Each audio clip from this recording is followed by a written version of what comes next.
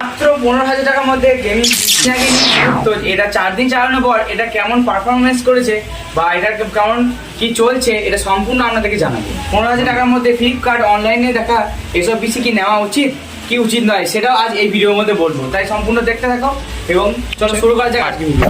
আমি নিয়েছিলাম মাত্র 15,000 টাকা বিনিময়। এখানে অনেক স্টুডেন্ট কার্ডের জন্য ছাড় টাড় দিয়ে যাই হোক এইসব বলে এটা আমাকে দিয়েছিল। আমি 4 দিন ব্যবহার করে দেখছি, তা এটা এতটাই বাজে পারফরমেন্স, মানে প্রথম হয়তো সবকিছু